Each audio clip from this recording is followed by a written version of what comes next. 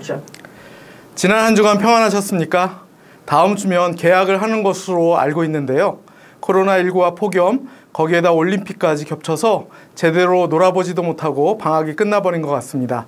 너무 우울한 이야기로 시작한 것 같아서 미안하네요.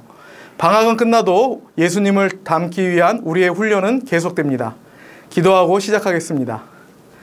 사랑과 은혜가 풍성하신 하나님 아버지, 비록 길지 않은 방학이었지만 하나님께서 지켜주시고 함께하여 주심에 감사드립니다. 비록 방학은 끝났지만 또 가을 학기 새로 시작할 때 학교에서 잘 지낼 수 있도록 하나님께서 은혜 가운데 지켜주시고 또 날마다 경건에 이르기를 힘쓰므로 예수님 닮아가는 저희 모두가 되게 하여 주시옵소서. 감사드리오며 예수님 이름으로 기도드립니다. 아멘. 여러분은 교회에 다니면서 은사란 말을 한 번쯤은 들어보았을 것입니다. 오늘은 고린도전서 12장과 13장 말씀을 가지고 은사에 대해 살펴보도록 하겠습니다. 고린도전서 12장 4절부터 7절 말씀을 함께 읽겠습니다.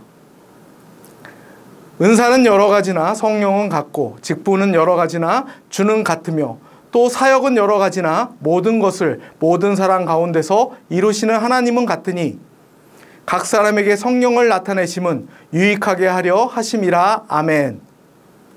은사는 잘 달리거나 음악적 재능과 같은 선천적인 재능이나 능력과는 다른 것입니다. 은사는 주님의 몸된 교회를 유익하게 하기 위하여 성도들을 통해 나타내시는 성령님의 역사하심을 말합니다.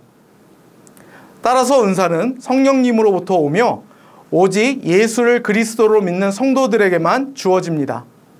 또한 여러분의 육체에 다양한 지체가 필요하듯 은사의 종류는 다양합니다.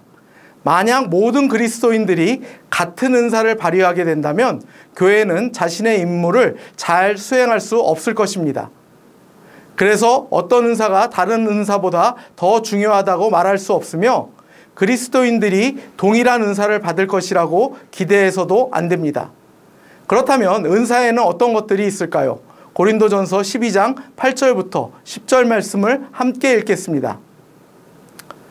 어떤 사람에게는 성령으로 말미암아 지혜의 말씀을, 어떤 사람에게는 같은 성령을 따라 지식의 말씀을, 다른 사람에게는 같은 성령으로 믿음을, 어떤 사람에게는 한 성령으로 병 고치는 은사를, 어떤 사람에게는 능력 행함을, 어떤 사람에게는 예언함을, 어떤 사람에게는 영들 분별함을, 다른 사람에게는 각종 방언 말함을, 어떤 사람에게는 방언들 통역함을 주시나니 이 모든 일은 같은 한 성령이 행하사 그의 뜻대로 각 사람에게 나누어 주시는 것이니라. 아멘.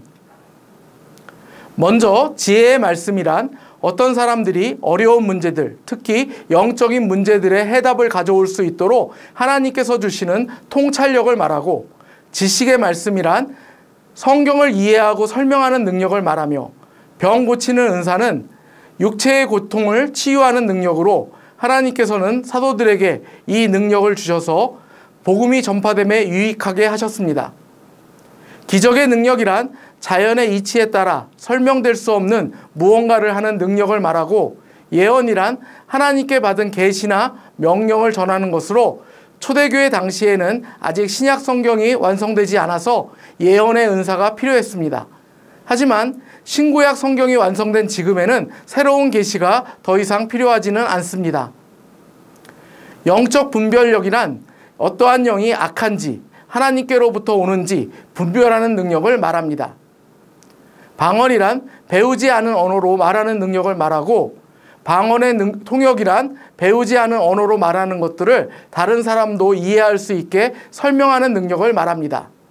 그 밖에도 사도, 선지자, 복음 전하는 자, 목사, 교사, 섬김, 가르침, 위로, 다스림, 긍휼을 베푸는 등의 은사도 있습니다. 이들 중 사도의 직분과 예언의 은사, 외국어로 방언하는 것과 같은 은사에 대해서 성경학자들은 일시적인 은사라고 말하기도 합니다.